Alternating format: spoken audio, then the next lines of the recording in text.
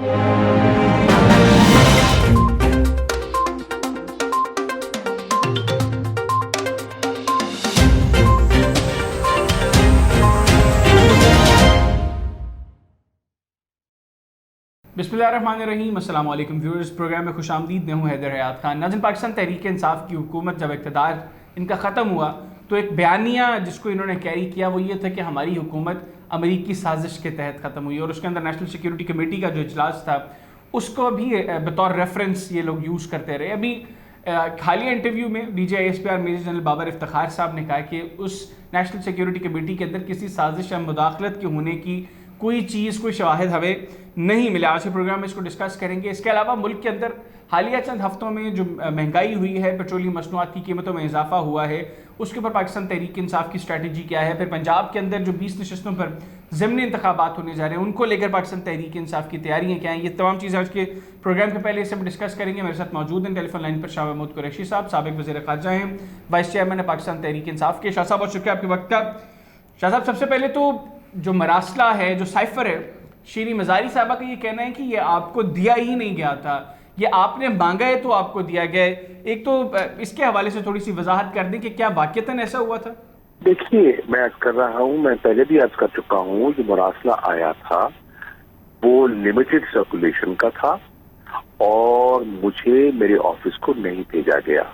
फिर जब मैंने उसका मैंने कहा कि मुझे दिखाया जाए, मुझे बताया जाए, फिर मुझे दिखा दिया गया। ठीक है। अच्छा शाह साहब, ये भी बताइएगा कि आपकी जो जमात है वो ये कह रही है कि हमें अमरीकी साजिश के तहत निकाला गया। अभी DGISPR की जो इंटरव्यू था हालिया, उसके अंदर उन्होंने कहा है कि जो नेशनल सिक्योरिटी कमेटी की मीटिंग थी, जिसका आप लोग भी बार बार हवाला देते हैं, उसके अंदर किसी साजिश या किसी मुदाखलत की कोई शवाहिद जो है वो नहीं मिले।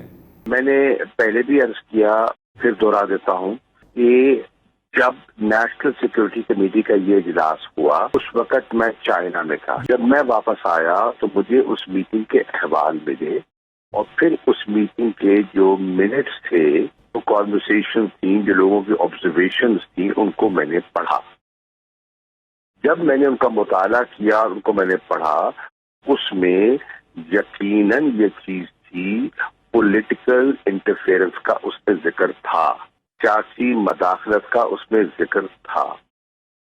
सियासी मदाखलत पर ही नेशनल सिक्योरिटी कमेटी ने कहा था कि ये मुनासिब नहीं है कि अंदरूनी मामलात में मदाखलत करना और आपको डिमार्श करना चाहिए। ये डिमार्श की तजवीज दी थी हमारे सफीर ने वाशिंगटन के। डिमार्श की तजवीज से इत्तफाक किया था फॉरेन ऑफिस ने और डिमार्श के लिए कहा था नेशनल सिक्योरिटी कमेटी ने। ठीक हो गया जी। उनके कहने पर फिर वाशिंगटन में भी और इस्लामाबाद में उनको डिमार्श किया गया। अब जब किसी को डिमार्श किया जाता है, कोई वजह होती है तो कोई करता है ना भाई। और मदाखलत जो होती है, मदाखलत के पीछे कोई सोच होगी, कोई तबादला ख्याल हुआ होगा, कोई मनसूबा बंदी होगी।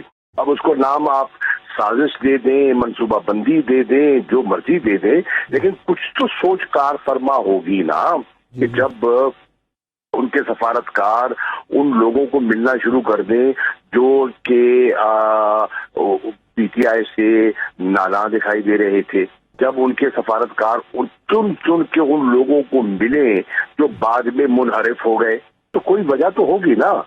मतलब है कहने का, पार्टी में 131 लोग और भी तो खड़े थे ना, उनसे राब्ता नहीं हुआ, मुझसे राब्ता क्यों नहीं किया गया, किसी और से राब्ता क्यों नहीं किया गया। चुन चुन के लोगों को राब्ता किया जाता है और इस किस्म के मरासले आते हैं, इस किस्म की धमकी आती है, ये कहा जाता है कि माफी की बात भी की जाती है और कॉन्सिक्वेंसेस की बात भी की जाती है। तो इसका आप अंदाजा क्या लगाएंगे, इसको आप तशरीह इसकी क्या करेंगे?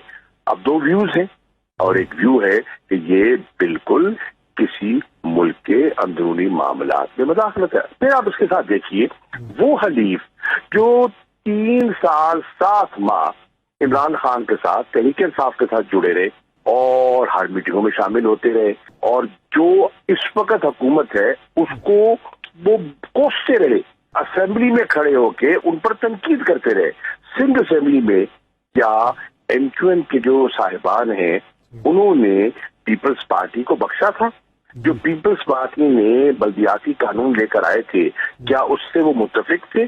اب یک لخت وہ اقتدار چلے جاتے ہیں۔ بی اے پی کے جو صاحبان ہیں کہ وہ عمران خان صاحب کی دعوتیں کر رہے تھے، وہ ان سے ملتے تھے اور وہ ان کے ساتھ شیر و شکر تھے، یکدم وہ اٹھ کے علیحدہ ہو جائیں، ٹھیک؟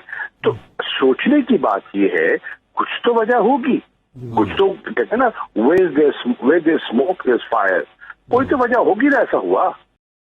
ٹھیک ہے، اچھا شاہ صاحب، یہ جو امریکی سازش کی بات کرتی ہے آپ کی جماعت، یہ تو آپ کی جماعت کا ایک بیانیہ ہے یہ اپنی طرف، لیکن ابھی ملک کے اندر جو حالیہ مہنگائی کی ایک لہر ہے، پیٹرولیم مصنوعات کی قیمتوں میں جو اضافہ ہے، یہ بھی اہم پبلک ایشوز ہیں، ان کے اوپر پاکستان تحریک انصاف کیوں جو ہے وہ پبلک میں نہیں جاتی؟ یہ بھی آخر بطور سیاسی جماعت، آپ کی جماعت ایک بڑی سیاسی جماعت ہے، آپ کو نہیں لگتا کہ یہ بھی بڑے اہم ایشوز ہیں جن کو لے کر آپ کو پبلک میں جانا چاہیے، آپ کو سیاست کرنی چاہیے؟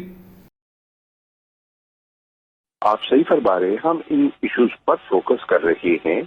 آپ نے دیکھا کہ ہم نے ایک شیڈو بجٹ تیار کیا، آپ نے دیکھا کہ ہم نے بجٹ پر ہم نے مختلف ہمارے جو پارٹی کے اسپوکس پرسنز ہیں انہوں نے اپنی رائے دی۔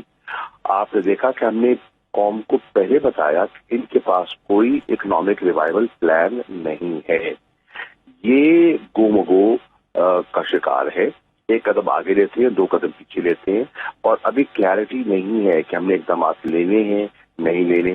آدھی پارٹی کہتی ہے اقدامات لینے سے ہماری مقبولیت گر جائے گی، آدھے کہتے ہیں اگر نہیں لیتے تو دیوالیہ ہونے والا ہے، ٹھیک ہے؟ اب سوال یہ ہے، لوگ دیکھ رہے ہیں، مثال کے طور پر بلاول بھٹو زرداری نے کراچی سے اسلام آباد تک ایک مہنگائی مکاؤ مارچ کیا۔ اب لوگ سوال کر رہے ہیں آپ نے کیا، چلے آپ کا حق ہے۔ ان 2 ماہ میں جب سے آپ حکومت میں آئے ہیں، پیپلز پارٹی اور نون کی جو مخلوط میں اگر مہنگائی تو کم ہو گئی، پھر تو آپ کا مارچ جو ہے وہ مؤثر تھا اور لوگوں کو شکر بجا لانا چاہیے۔ اور اگر ان 2 ماہ میں پہلے سے زیادہ مہنگائی نہیں تباہی ہوئی ہے تو پھر کیا آج آپ اس مہنگائی کے خلاف مارچ کرنے کے لیے تیار ہیں؟ حالت یہ ہے کہ میں آپ کی خدمت میں عرض کر دوں، میرے پاس میں ابھی دیکھ رہا تھا جب سے یہ آئی ہے یہ نون کی حکومت، ڈالر جو ہے وہ آج 208 روپے کا ہے، 170 کا تھا 208 کا ہے۔ لارج اسکیل مینوفیکچرنگ جو ہماری ڈبل ڈیجٹ میں آ گئی تھی، اس 1 ماہ میں جس ماہ میں ہم نے چھوڑا اور 1 ماہ ان کا جو فگر آئے ہیں 13% اس میں ڈکلائن آیا ہے، کمی آئی ہے۔ خاموشی سے میں وفد قطر بھیجا، سن تو لیجیے قبلہ، قطر وفد بھیجا کہ ہمیں کوئی وسائل دے دیں، ہمیں کوئی LNG دے دیں، انہوں نے انکار کر دیا۔ انہوں نے کہا بھائی انسرٹنٹی ہے، انسرٹنٹی ہے، غیر یقینی صورتحال ہے، ابھی آپ اس حکومت کو لوگ پاکستان کے عوام لیجیٹمیٹ سمجھتے ہی نہیں ہیں۔ اگر یہ صورتحال ہے تو ہم کیسے کریں؟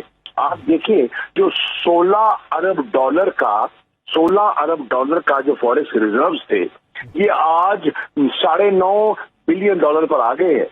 آپ دیکھیے افراط زر ابھی جو اقدامات کیے ہیں 21% کو چھو رہا ہے، اور خیال ہے کہ جب یہ جولائی میں بل آئیں گے اور جو اقدامات نے اٹھائے ہیں گھی آٹا قیمتوں سے 30% افراط زر پہ چلا جائے گا۔ ٹھیک ہے شاہ صاحب، یہ بھی بتائیے گا، یہ وزیر اعظم شہباز شریف صاحب نے بھی ایک ٹویٹ کیا، انہوں نے اس کے اندر یہ کہا کہ یہ جو حالیہ پیٹرولیم مصنوعات کی قیمتوں میں اضافہ ہے یہ آپ لوگوں کے جو IMF کے ساتھ معاہدے تھے ان کی وجہ سے ہمیں یہ کرنا پڑ رہا ہے، تو انہوں نے یہ بھی کہا کہ ہم ان معاہدوں کو جو ہے وہ پبلک بھی کریں گے۔ جب شہباز شریف صاحب کو کہیے کہ آپ میں اگر ہمت ہے تو ہم نے روس سے بات کی تھی، اس بات کو آگے چلائیں، سستا تیل دینے کو تیار تھا۔ اگر ہندوستان تیل سستا 25 روپے فی لیٹر کم کر سکتا ہے تو آپ روس سے بات چیت کرنے میں کیوں کترا رہے ہیں؟ ٹھیک ہے، اگر ہم نے معاہدہ کیا تھا وہ اچھا نہیں تھا تو آپ ری نیگوشیٹ کر رہے ہیں، آپ بیٹر ٹرمز میں ری نیگوشیٹ کریں، آپ اس معاہدے کو مسترد کر دیں اور کہیں کہ نہیں ہمیں قبول ہے، ہم ان ٹرمز میں کریں گے۔ آپ کے ہاتھ کس نے باندھے ہوئے ہیں؟ اس کی قسم تسلیاں نہیں چلے گی، لوگ بیوقوف نہیں ہیں، لوگ دیکھ رہے ہیں۔ یہ ایک ایجنڈے پہ آئے تھے، پرسنل ایجنڈا تھا، اپنے نیب کے کیسز ختم کرنے تھے، نیب کو دفن کرنا تھا، اس میں کامیاب ہو گئے، کیسز بھی ان کے چلے جائیں گے۔ ٹھیک ہے شاہ صاحب، یہ بھی بتائیے گا، اطلاعات ہیں کہ آپ کو چائنا سے دورے کی کوئی دعوت ملی ہے، آپ چائنا جانے کا کوئی ارادہ رکھتے ہیں؟ دیکھیے مجھے بالکل دعوت ملی ہے.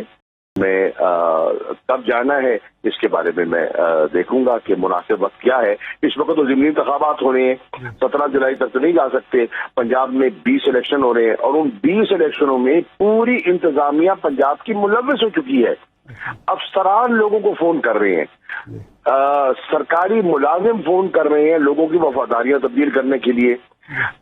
کوڈ آف کانڈکٹ کی خلاف ورزی ہو رہی ہے اور ڈیولپمنٹ فنڈز کے لیے پیسے دیے جا رہے ہیں. آپ دیکھ رہے ہیں کہ پوری جتنی وائلیشنز ہو سکتی ہیں وہ ہو رہی ہیں. الیکشن کمیشن کی ناک کے نیچے ہو رہی ہیں.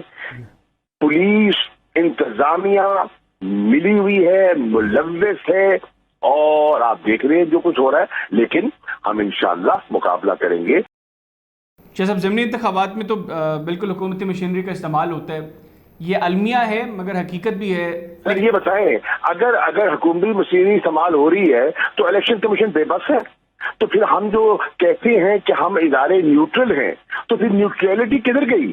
دیکھیے نا, پھر نیوٹریلٹی کو دفن کر دیں نا. پھر ہم کہیں کہ ہم نیوٹرل نہیں ہیں, ہم جانبدار ہیں. ہم نے فیصلہ کر لیا ہے کہ ہمیں من پسند نتائج حاصل کرنے ہیں, اور اگر آپ نے من پسند نتائج حاصل کرنے ہیں تو اس کا پاکستان کی جمہوریت پر کیا اثر ہوگا؟ کروایا ہے غیر آئینی غیر قانونی طریقے سے, اس کا امپیکٹ کیا ہوگا؟ ٹھیک ہے شاہ صاحب, آپ نے الیکشن کمیشن کے اوپر تحفظات کا اظہار کر دیا. اس وقت آپ لوگ پارلیمنٹ میں موجود نہیں ہیں, آپ ارلی الیکشنز کی ڈیمانڈ کر رہے ہیں. اگر ان حالات میں ارلی الیکشنز ہو بھی جاتے ہیں تو پھر آپ اس کے نتائج کو کیسے تسلیم کریں گے؟ ہم کہہ رہے ہیں کہ عوام کو متحرک ہونا ہوگا.